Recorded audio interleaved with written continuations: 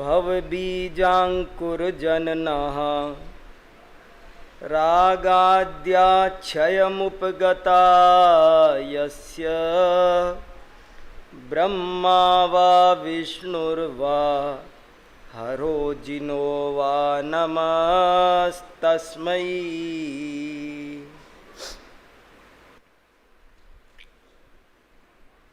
आज मैं आपके समक्ष एक बहुत ही महत्वपूर्ण दार्शनिक विषय लेकर उपस्थित हुआ हूँ।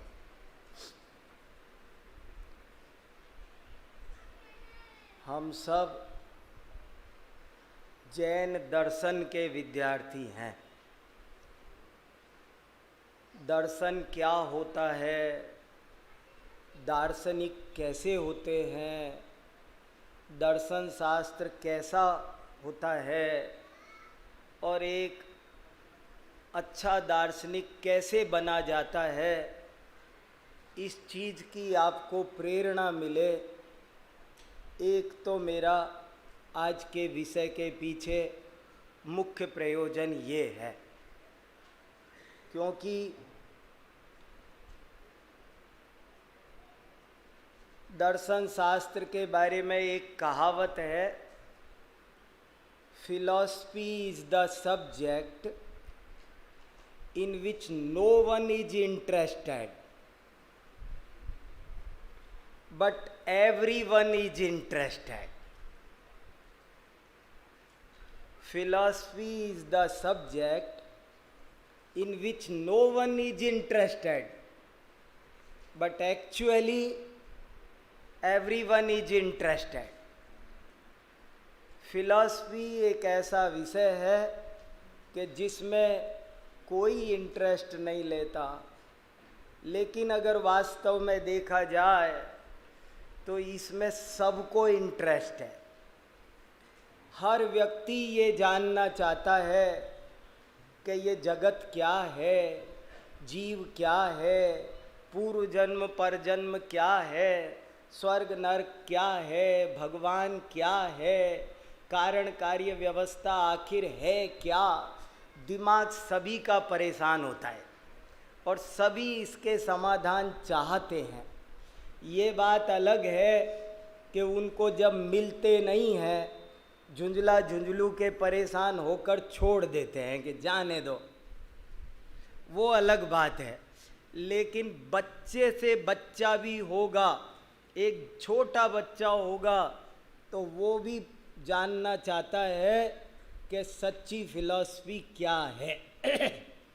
इसलिए मुझे ये सेंटेंस बहुत अच्छा लगता है कि philosophy is the subject in which no one is interested but everyone is interested. ये एवरी वन इज इंटरेस्टेड का हम फ़ायदा उठा सकें, हम भी सच्चे दार्शनिक बन सकें, दर्शन शास्त्र की प्रामाणिक बातों को जन जन तक दर्शन शास्त्र के तरीके से पहुंचा सकें, इसके लिए मैंने ये एक उच्च कोटि का दार्शनिक विषय आज आपके समक्ष रखने की सोची है। और इस विषय का आधार है पंचाध्यायी।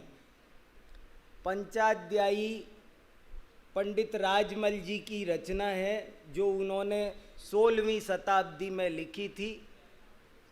और वे एक ऐसे गृहस्थ विद्वान थे कि जिनकी लेखनी बड़ी अद्भुत थी, और संस्कृत में भी जिन्होंने धुरंधर काव्य रचना की, लाटी संहिता, जम्बू स्वामी चरितम के अलावा ये पंचाध्यायी उनका एक अमर ग्रंथ, अपूर्ण होकर भी जो अमर ग्रंथ है।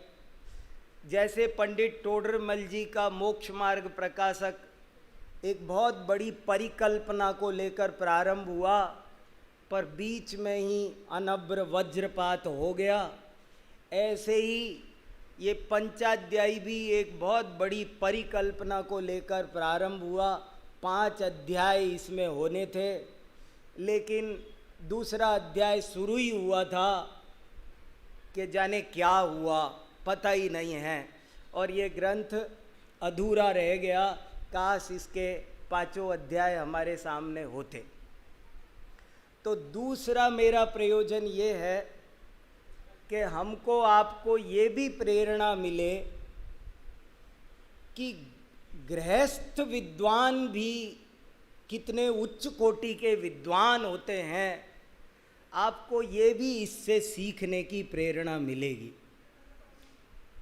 गृहस्थ विद्वानों में भी ऐसे ऐसे धुरंधर आचार्य कल्प हुए हैं कि जिनकी आज तक कीर्ति अमर है, और हम सब के लिए वे बहुत बड़े प्रेरणा स्रोत बन सकते हैं। महाकवि धनंजय, जिनका नाम अकलंक और पूज्यपाद के साथ लिया जाता हो, सेठ धनंजय, क्या उनमें विद्वत्ता होगी कि अकलंक और पूज्यपाद के बराबर के बगल में उनको बिठाया जा रहा हो। प्रमाणमकलंकस्य पूज्यपादस्य लक्षणम धनंजय कवेर काव्यम रत्नत्रयमपश्चिमम। ऐसे रत्नत्रय में अकलंक और पूज्यपाद के बाद यदि किसी का नाम आता है तो वो एक गृहस्थ विद्वान है, धनंजय कवि। धनंजय कवि का काव्य पूरे संस्कृत वाङ्मय में अपना अनूठा है। आचार्य कल्प पंडित टोडरमल जी, आसाधर जी, जिन्होंने लगभग 40 रचनाएं, 20 रचनाएं लगभग संस्कृत में, और भी बहुत सारे हैं, मैं उस विषय में नहीं जाता। पर 2 मुख्य उद्देश्यों को लेकर ये विषय आपके सामने रख रहा हूँ। देखिए, थोड़ी देर में कुछ खास बातें आपके सामने हो जाएं। दर्शन शास्त्र के मुख्य मुद्दे 5-6 हैं। फिलॉसफी 5-6 मुद्दों को लेकर चलती है। एक मुद्दा है तत्व मीमांसा, दूसरा मुद्दा है जगत मीमांसा, तीसरा मुद्दा है ईश्वर मीमांसा, चौथा मुद्दा है प्रमाण मीमांसा, 5वां मुद्दा है ज्ञान मीमांसा। ये 5 मुद्दों को लेकर के दार्शनिक बड़े गहरे मंथन चिंतन करते आए हैं। इंडियन फिलॉसफर्स भी और वेस्टर्न फिलॉसफर्स भी सब इसमें लगे हुए हैं, और बहुत गहरी रस्सा कसी हुई है। बड़े लंबे चौड़े तर्क वितर्क हुए हैं, और शास्त्र हजारों पेज रंगे गए हैं। मैं उसमें से एक विषय आपके सामने ले रहा हूँ, उसका नाम है तत्व मीमांसा, बल्कि दूसरे शब्दों में कहो तो सत मीमांसा। इसे सत्ता मीमांसा कहते हैं। सत्य के बारे में दार्शनिकों ने बहुत सोचा। इसको अंग्रेजी में ऑन्टोलॉजी कहते हैं, ऑन्टोलॉजी। ऑन्टोलॉजी पर मेरा टॉपिक आज का है, ऑन्टोलॉजी, सत्ता मीमांसा। क्या है ये सत्ता मीमांसा? सत्य क्या है भी या नहीं, है तो कैसा है? इस पर देश भर के, दुनिया भर के भारतीय पाश्चात्य दार्शनिकों में बहुत ही गहरी विवेचना हुई है, और हम ये नहीं कह सकते कि वह सारी विवेचना कोई जानबूझकर पक्षपातपूर्ण रही होगी, या जानबूझकर दार्शनिक, सच्चा दार्शनिक जानबूझकर कभी भी पक्षपात में नहीं पड़ता। पड़ जाए तो वो दार्शनिक नहीं, तर्क से चलता है, और सामने तर्क अगर मजबूत आ जाए तो वो तुरंत स्वीकार करता है। दार्शनिक अगर भय और आशा से चल जाए तो वो दार्शनिक नहीं। जिसने भय और आशा को कुएं में फेंक दिया हो, जो मरने के लिए भी तैयार हो, और जिसे स्वर्ण साम्राज्य भी आकर्षित नहीं कर सकता हो, वो दार्शनिक होता है। जिसे तर्क ही प्यारा होता है, युक्ति ही प्यारी होती है, वो दार्शनिक होते हैं। आप सब जैन दर्शन के विद्यार्थी हैं और सच्चे दार्शनिक बने, इसलिए मैं आपके सामने ये एक उच्च कोटि का दार्शनिक विषय सत्ता मीमांसा का लेकर उपस्थित हूँ। और देखिए क्या चर्चा शुरू होती है। पहले मैं आपके सामने एक लेख पढ़ता हूँ। पता नहीं क्या चक्कर पड़ रहा है, मैंने इस लेख की 50-60 कॉपियाँ आज फोटोस्टेट कराई थी ताकि आपको मिल सकें, मगर मालूम नहीं वो कहाँ है। मुझे तो उस व्यक्ति का नाम पता नहीं है। उसके हाथ में वो थी कि मैं लेकर प्रवचन में आऊँगा, और वो मालूम नहीं कहाँ हो गया है, इसलिए आपको वो मिली नहीं है। वो मिलेंगी आपको। ये तो अच्छा हुआ कि मैंने उसमें से एक कॉपी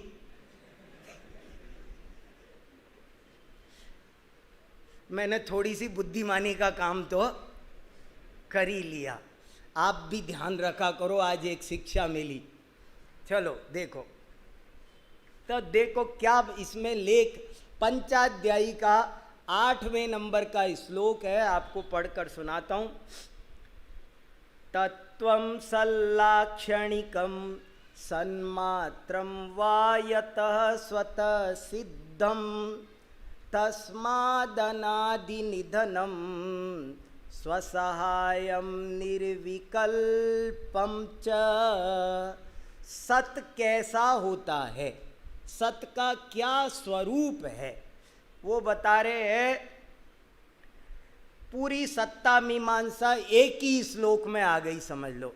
इस एक श्लोक को बहुत अगर सावधानी से समझ लें तो बहुत सारी बात इसमें से निकल के आ गई। वो कहते तत्व में 5 क्वालिटी है, इसमें 5 बातें गिनाई गई। पहला, तत्वम सल्लाक्षणिकम, तत्व सत है, पहली विशेषता। और इसमें जो कहा गया है वो तो इम्पोर्टेंट है ही, जो नहीं कहा गया है वो और भी इम्पोर्टेंट है। हमें उसमें से वो भी पढ़ना है जो नहीं कहा गया है। तत्व सतरूप है, अर्थात असत रूप नहीं है, भ्रम रूप नहीं है, अभाव रूप नहीं है, उच्छेद रूप नहीं है, शून्य रूप नहीं है। दार्शनिकों की एक बहुत बड़ी धारा रही है जिसको तत्वोपलववादी कहते हैं, उच्छेदवादी कहते हैं, शून्यवादी कहते हैं, अभाववादी कहते हैं। जब ऑन्टोलॉजी शुरू हुई तो एक बहुत बड़ा ग्रुप तैयार हुआ और उसने कहा क्या बात करते हो, सत नाम की कोई चीज ही नहीं है ही नहीं, कुछ भी नहीं। इसको कहते हैं बहुत बड़ा, आप प्रमेय कमल मार्तंड उठा के देखो, 50 पेजों में तत्वोपलववादियों की समीक्षा की गई है। क्या नाम? तत्वोपलववादी। तत्वोपलववादी माने जो तत्व का उपप्लव करते हैं, तत्व को ही नहीं मानते। वो कहते है ही नहीं ना, कुछ बात क्या करना, सत कैसा है ये बाद में बात करेंगे, लेकिन वो तो तब करेंगे जब वो हो, है ही नहीं। उन ऐसे ही थोड़े थोड़े फर्क के साथ एक शून्यवादी है, शून्यवादी कहते हैं शून्य तत्व है। एक अभाववादी है, एक उच्छेदवादी है। ऐसे कुछ मत हैं, बहुत बड़े बड़े मत हैं, बड़ी भारी शाखाएं हैं ये। और अगर आप 1 घंटे 2 घंटे उनका व्याख्यान सुनो ना, तब आपको पता चलेगा तत्वोपलववाद क्या है। वो कहते कुछ नहीं है इस दुनिया में। हमारे जैन आचार्यों ने उनसे भी टक्कर ली। आओ बैठो, वेलकम। देखो, दार्शनिक कभी भी किसी को हल्के से नहीं लेता। जो हंसी उड़ाए वो दार्शनिक नहीं होता। वो हमारे दार्शनिकों ने चार्वाक को भी दर्शन में गिना। बैठो, यहाँ बैठो, क्या कहना चाहते हो, इधर बैठो। पूर्व भव पर भव नहीं है, स्वर्ग नरक, आओ बैठो, बात करेंगे। बात करने में क्या बिगड़ता है, चर्चा करेंगे। ऐसे ही तत्वोपलववादी, उच्छेदवादी, शून्यवादी, उनसे हमारे आचार्यों ने चर्चा की। बैठो भैया, बैठो, शांति से बैठो, चर्चा करेंगे। क्या कहना चाहते हो तुम, क्या कहना चाहते हो? शून्यवादी बोला, मैं कहता हूँ कि शून्य ही तत्व है। अभाववादी कहने लगा कुछ नहीं, अभाव ही है। तत्वोपलववादी कहने, मैं इन सबको एक साथ निपटाना चाहता हूँ समय कम होने से, क्योंकि मेरे पास और बहुत सारे टॉपिक है। ये सब की प्रकृति एक सी है, इसलिए एक साथ ले लेते हैं।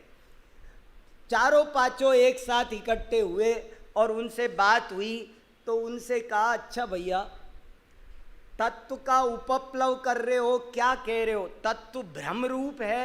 जैसे वो कहते हैं ना, एकमेव अद्वितीयम ब्रह्म नेह नानास्ति कश्चन, कि एक ब्रह्म ही है, बाकी सब माया है, ब्रह्म है। तो देखो, हमारे आचार्यों ने उनसे पूछा ब्रह्म है कि नहीं, समझे आप? उनसे पूछा, उन्होंने कहा कोई तत्व नहीं है, कोई तत्व नहीं है। ब्रह्म है कि नहीं? ब्रह्म ब्रह्म ब्रह्म ब्रह्म है कि नहीं? बड़े आचार्यों के तर्क गजब के हैं। जैसे वो कहते हैं ना, सामने देखो कितना अंधेरा है, कुछ नहीं दिख रहा, देखो कितना अंधेरा है, कुछ नहीं दिख रहा। बोले अंधेरा है, अंधेरा दिख रहा है, कुछ कैसे नहीं दिख रहा? हम कहते कुछ नहीं दिख रहा, अंधेरा है। बोले अंधेरा है, अंधेरा दिख रहा है, कैसे कहते हो कुछ नहीं है? ऐसे ही उनने कहा कि कुछ नहीं है, ब्रह्म है, शून्य है। तो शून्य है कि नहीं? अभाव तत्व है, तो अभाव है कि नहीं? अभाव है कि नहीं? तत्व है। बहुत बात की उनसे, लंबे चौड़े तर्क है उनके भी। जैसे उनने 100 पेज में पूर्व पक्ष रखा, तो हमारे आचार्यों ने भी एक एक लेकर उनका 100 पेज में उत्तर पक्ष रखा।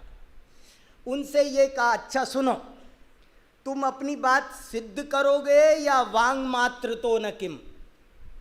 वांग मात्र तो न किम, वांग मात्र तो न किम माने मैं कह रहा हूं इसलिए मान लो, ये है, या सिद्ध करोगे? सिद्ध करोगे तो किसे सिद्ध करोगे? तुम समझाओगे, मैं समझूंगा, समझाने वाला है कि नहीं, समझने वाला है कि नहीं, हेतु दोगे, हेतु है कि नहीं, साध्य है कि नहीं? नहीं। और अगर नहीं है तो तुम भी नहीं हो, तुम्हारी बात हम क्यों सुने? तत्वोपलववादी से कहा, अगर कुछ नहीं है तो तू भी नहीं है, मैं भी नहीं हूं, बात क्या कर रहा है, किसको समझा रहा है तू? तू सिद्ध नहीं कर सकता कि कुछ नहीं है। समझ में आई बात? कि कुछ नहीं है, ये भी तो बात सिद्ध करनी पड़ेगी ना भैया। यहां पर बिना सिद्ध किए तो चलेगा नहीं। अब बता, ऐसे कैसे चलेगा? बात को समझा तू, समझाता है वहीं वो सिद्ध हो जाती है बात। इसलिए तत्वोपलववादियों की मान्यता मिथ्या है। तत्वोपलववाद निराधार है, असत्य है, वो खुद का उच्छेद हो जाता है, उसका अपने पैरों पे खुद कुल्हाड़ी मार लेता है। तत्वोपलववाद भी अपने को स्थापित नहीं कर सकता। शून्यवाद पर भी श्रद्धा नहीं की जा सकती, अभाववाद पर भी श्रद्धा नहीं। हम कैसे माने? देखो कैसे जैन आचार्य तर्क कर रहे हैं, कैसे बात कर रहे हैं कि हम कैसे माने। हम जैसे हम मानना चाहते, लेकिन तू हमें समझा देना। तो उच्छेद, तो पहला विशेषण दिया है कि तत्व सतरूप है, उसकी सत्ता पाई जाती है लोक में, वो अविद्यमान नहीं है, दृष्टापलाप नहीं कर सकते। शब्द सुना है कभी? दृष्टापलाप। दृष्टापलाप माने जो दिखाई दे रहा है सामने, उसका क्या किया जाए? कितनी अच्छी कारिका, एक और भी जगह की मैंने कुछ रेफरेंस साथ में ले लिए ना। एक कार्तिकेयानुप्रेक्षा में एक गाथा आई, अच्छी पिछ माणो जीवा जीवादि बहुवियम अत्थम जो भण दिनत्थि किंचिवी सो झुट्टाणम महाझुट्टो। जो जीवा जीवादि अनेक पदार्थों को आँखों से देखते हुए भी ये कहता है कि कुछ नहीं है, वो झूठों में झूठा महाझूठा। अच्छी पिछ माणो जीवा जीवादि बहुवियम अत्थम जो भण दिनत्थि किंचिवी सो झुट्टाणम महाझुट्टो। आपको फेस करना पड़ेगा तत्वोपलववादी। उच्छेदवादी जब आपके सामने खड़ा होगा तब आपको तैयार होके जाना है, अपना सरसंधान करके अच्छे से। ये चीज़ पढ़नी है, अच्छे से समझना है। मैं बहुत डिटेल नहीं कर सकता, 5 विशेषण है मेरे पास में और 7:15 बजते आए। पहला विशेषण क्या है? तत्व सतरूप है। कितना गजब का विशेषण है, वो भ्रम रूप नहीं है। और अभी एक और बात इसमें बारीक है, एक अवक्तव्यवादी और होते हैं मित्रों, समझ में आया? ये अलग है, ये सब अलग अलग है, आपको इनका मतलब समझ। जो तत्वोपलववादी है वो शून्यवादी नहीं है, वो अलग है। जो शून्यवादी है वो अवक्तव्यवादी नहीं है। अवक्तव्यवादी क्या कहता है? वो कहता है तत्व सर्वथा अवक्तव्य है। समझ में आया? तत्वोपलववादी क्या कहता था कि तत्व है ही नहीं। शून्यवादी क्या कहता था कि तत्व शून्य रूप है। अभाववादी कहता था कि तत्व अभाव रूप है। वो आप्त मीमांसा में जो सर्वथा अभाव, अभाव एकांतवादी आते हैं वो है। और ये अवक्तव्यवादी क्या है?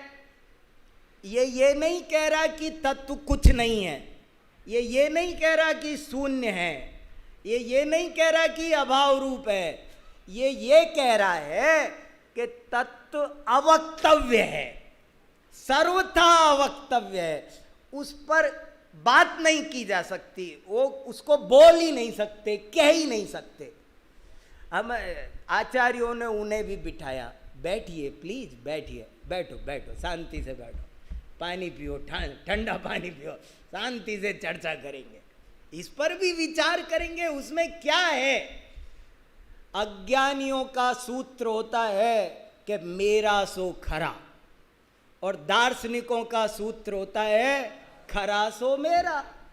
इसमें क्या है? अगर मैं हार भी गया तो मेरी हार नहीं है, वो असत्य की हार है। जीत तो सत्य की चाहिए, मैं और तुम क्या होते हैं?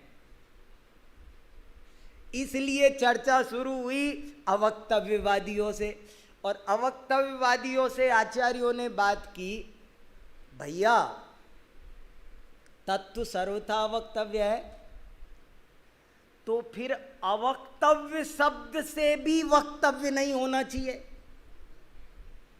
फिर तू ये क्यों कह रहा है कि वो अवक्तव्य है?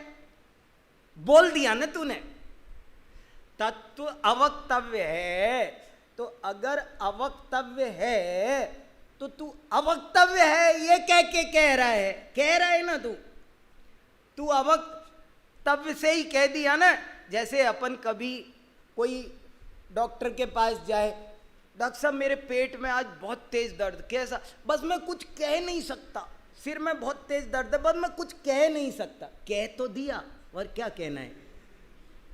डॉक्टर साहब मेरे सिर में आज बहुत तेज दर्द हो रहा है, दवाई देना जरा। कैसा हो रहा है भैया? बस मैं कुछ कह नहीं सकता। डॉक्टर साहब कह दिया कि नहीं कह दिया? सब समझ गया कि नहीं डॉक्टर कैसा दर्द हो रहा है?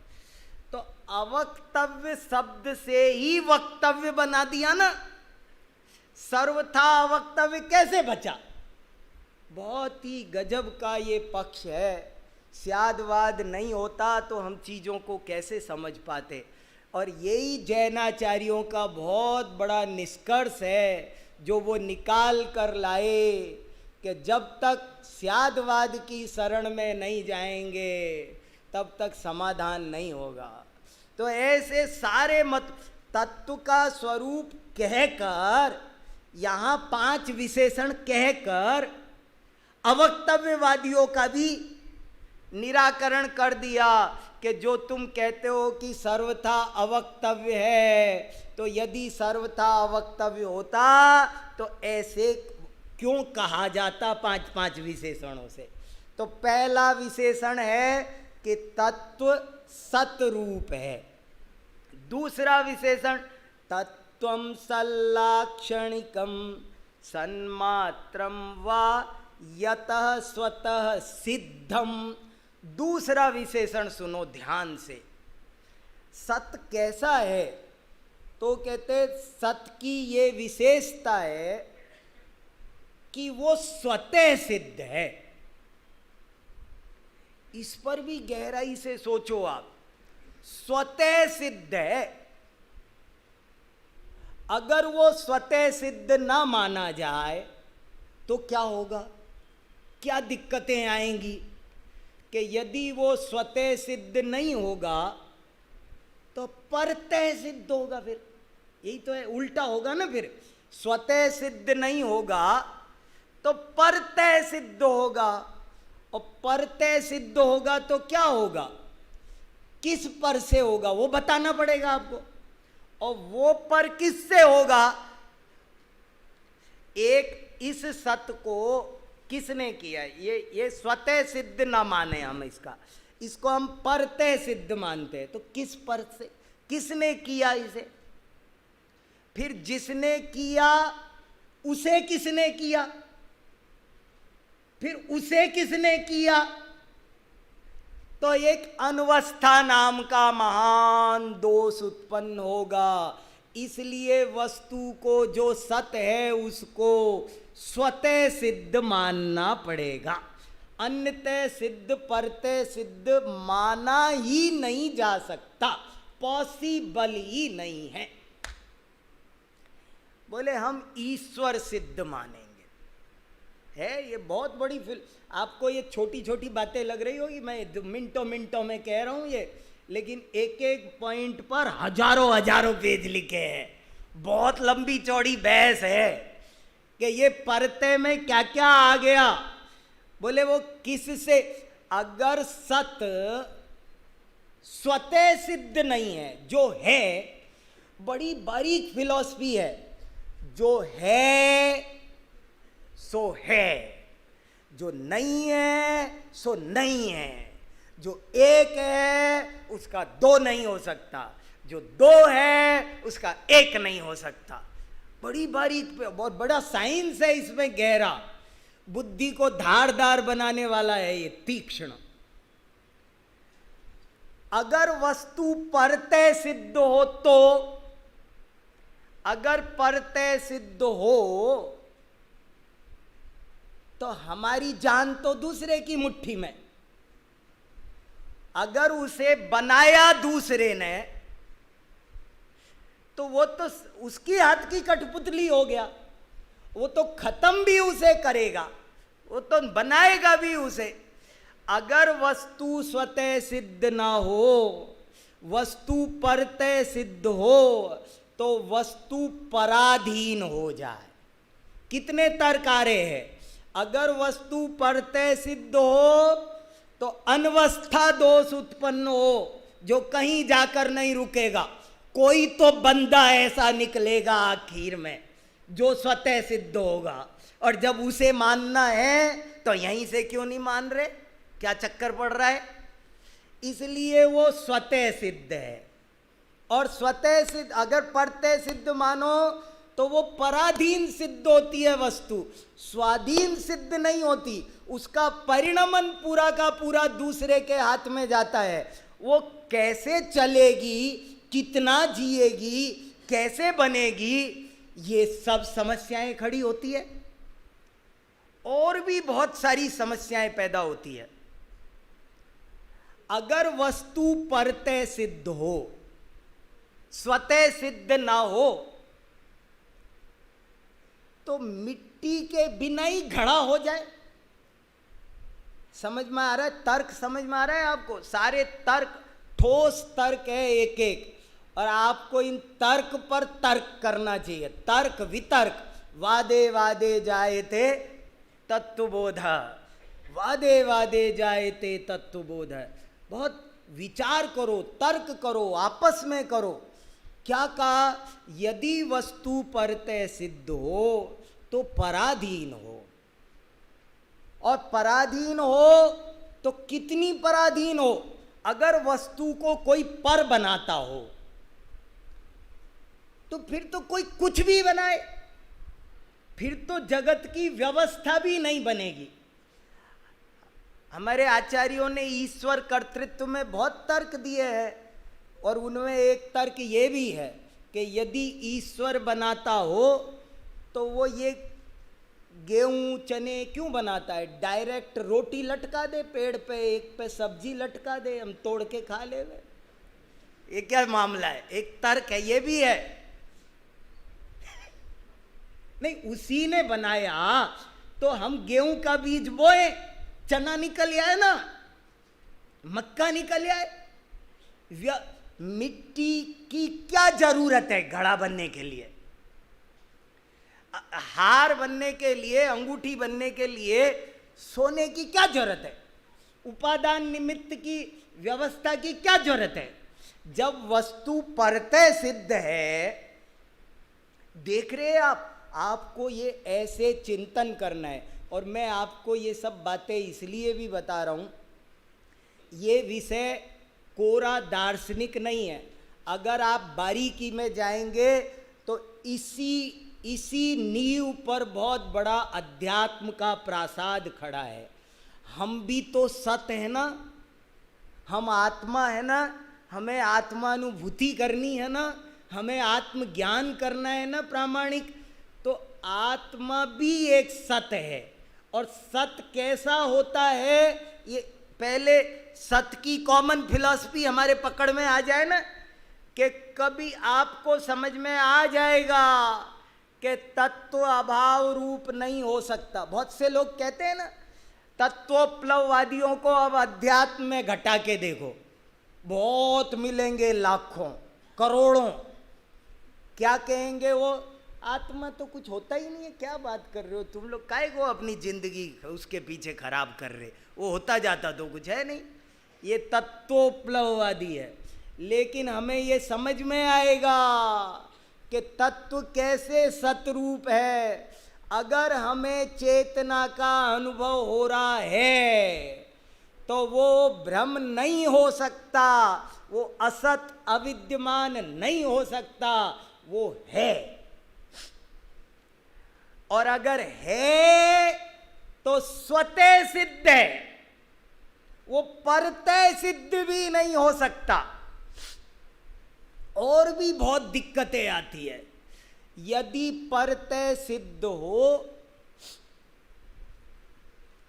तो जो ये कहा जाता है कि सत का नाश नहीं होता, सत का उत्पाद नहीं होता, ये फिलॉसफी नहीं टिकती। और कितने भी नए तत्व कहीं से भी, हवा में से, अधर में से, आकाश पुष्प भी सिद्ध हो, फिर तो कितनी दिक्कतें आएगी। इसलिए तत्व को स्वतः सिद्ध मानना जरूरी है। देखो कितनी गहरी ऑन्टोलॉजी है ये। तत्व स्वतः सिद्ध, तत्व सतरूप है, पॉइंट नंबर 1। तत्व स्वतः सिद्ध है, पॉइंट नंबर 2। इसमें बहुत सारे, इस लेख में मैंने तर्क दे रखे हैं बहुत सारे, और ये लेख हो न हो आपको मिलेगा आगे पीछे, फोटोकॉपी हुई है तो मिलेगा जरूर। और तीसरा तर्क है बहुत बढ़िया, तीसरा पॉइंट है, तत्व अनादि निधन है। कैसे समझ में आए? ये आपको हस्ता मलकवत समझ में आएगा। इन चीजों को पढ़ने से आपको ये चीजें बहुत अच्छी तरह समझ में आएगी, दृढ़ श्रद्धा होगी, छायिक सम्यक्त प्रकट होगा। अगर ऐसे तर्क से, युक्ति से विचार करके निर्णय करोगे तत्व कैसा है। तत्व का पहला लक्षण कि वो सतरूप है। दूसरा विशेषण स्वतः सिद्ध है, तीसरा विशेषण वो अनादि निधन है। जो है वो है ना, है वो है, नहीं है वो नहीं है। जो है उसका नाश नहीं हो सकता, पर्याय बदल सकती है मगर वस्तु का नाश नहीं हो सकता, कभी नहीं हो सकता, कथमपि नहीं हो सकता। वस्तु है तो अनादि ही होगी, वस्तु है तो अनिधन ही होगी।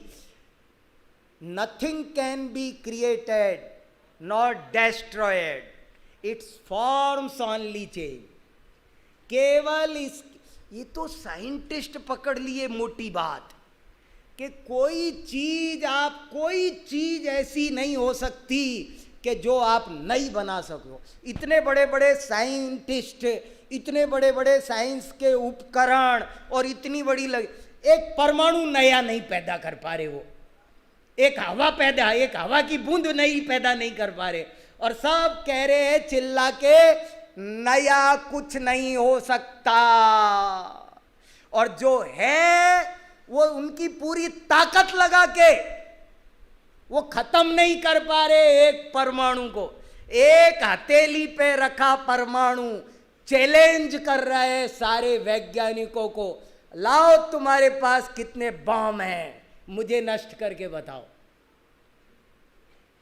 एक वस्तु जब वो नष्ट नहीं हो सकती, मैं कैसे नष्ट।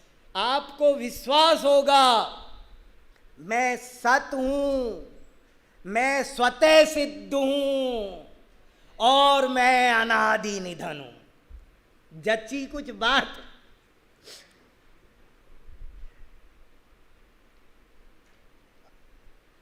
और तत्व, चौथा विशेषण तत्व स्वयं सहाय है।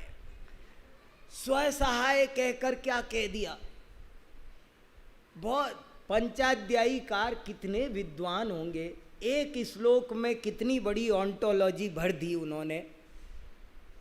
तत्वं सल्लाक्षणिकं सन्मात्रं वा यत स्वतः सिद्धं तस्मादनादि निधनम स्वसहायम निर्विकल्पम च।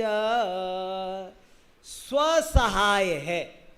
स्वसहाय कहकर ये कह दिया कि तत्व एक नहीं है, सब अपने अपने मालिक है। जड़ भी जड़ेश्वर है, सब स्वसहाय है।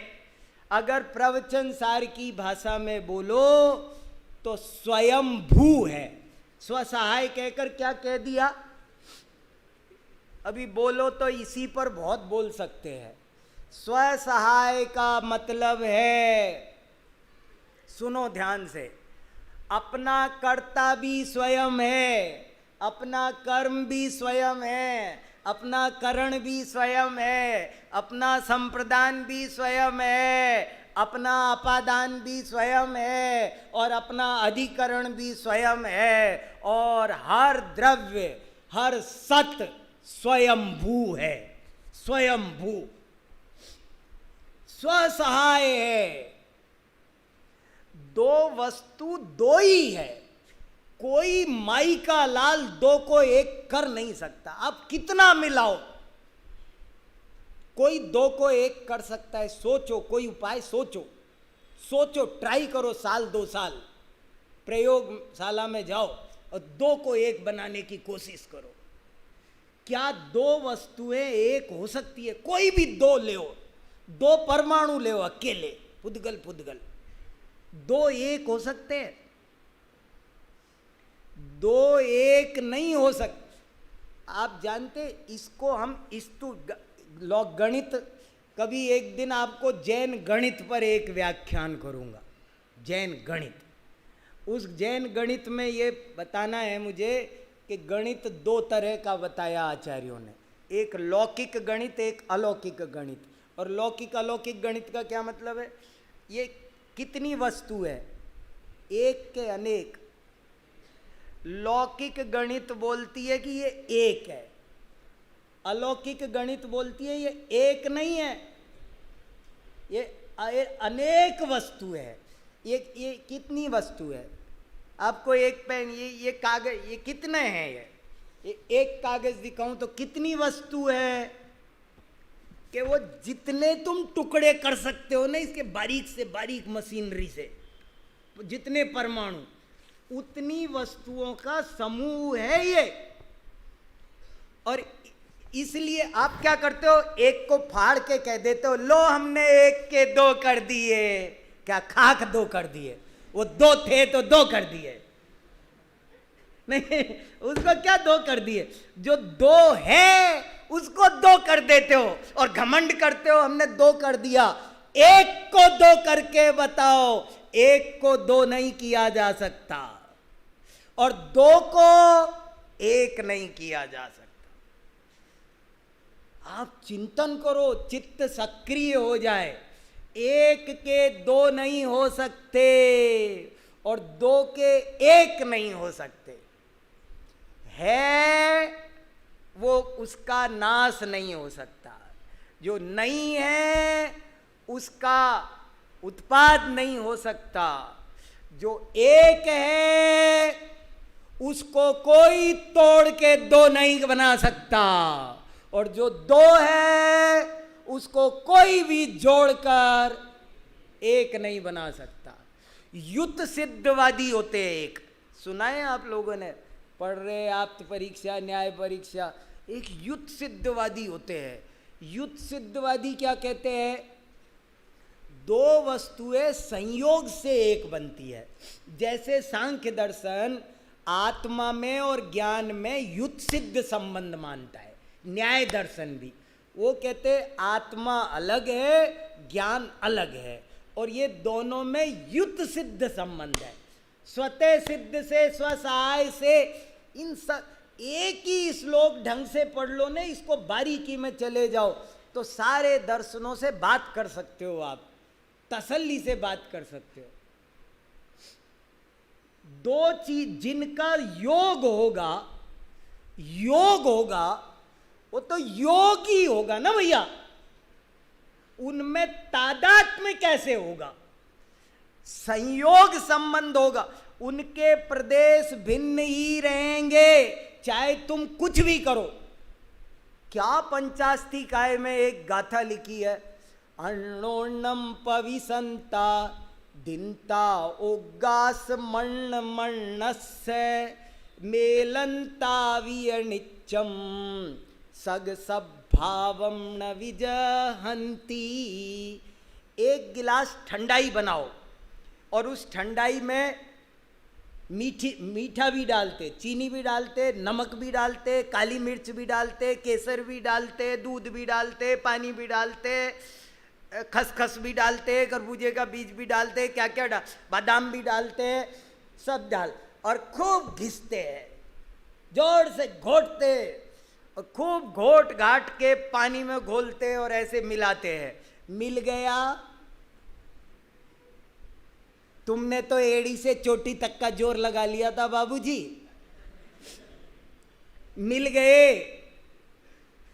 अभी भी हर तत्व अलग अलग है, स्वतः सिद्ध है, स्वसहाय है, पृथक पृथक है, मिले नहीं है। चीख चीख कर चिल्ला रहे हैं। चीनी कह रही है कि सुनो सुनो सुनो, मैं तो ये रही।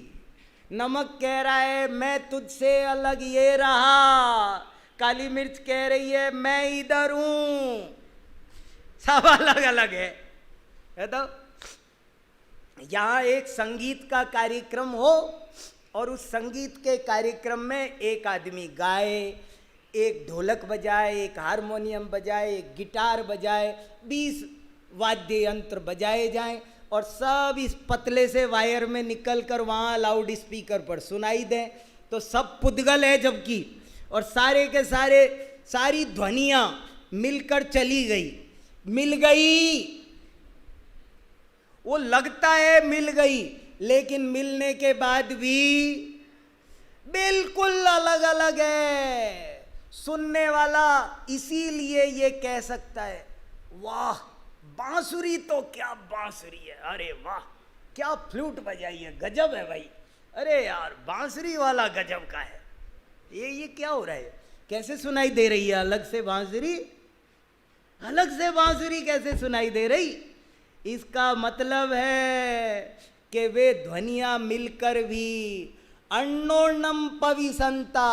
समय सार की तीसरी गाथा यही कहती है कि सारे द्रव्य एक दूसरे में मिलते हैं फिर भी मिलते नहीं है।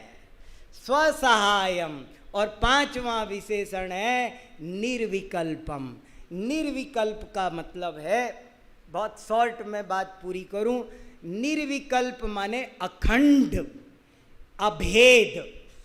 वैशेषिक दर्शन विकल्पवादी है, भेदवादी है, खंडवादी है, और वो द्रव्य अलग, गुण अलग, कर्म अलग, स्पर्श अलग, रस अलग, गंध अलग, वर्ण अलग, ऐसे अलग अलग मानता है। स्पर्श को अलग मानता है, गंधवती पृथ्वी, शब्द गुणकम आकाशम। जैन आचार्यों ने कहा ऐसा हो ही नहीं सकता, स्पर्श रस गंध वर्ण बनता है पुद्गला, जहां स्पर्श है वहां रस गंध वर्ण। तो निर्विकल्प कहकर द्रव्य गुण पर्याय में जो अलग अलग पना माना जाता है उसका निराकरण किया। ऐसे ये सत्ता मीमांसा का एक महत्वपूर्ण विषय था जिसे मैंने संक्षेप में आपके बीच रखने की कोशिश की। आशा है आप सब इस अध्ययन को, चिंतन को थोड़ा और आगे बढ़ाएंगे। धन्यवाद।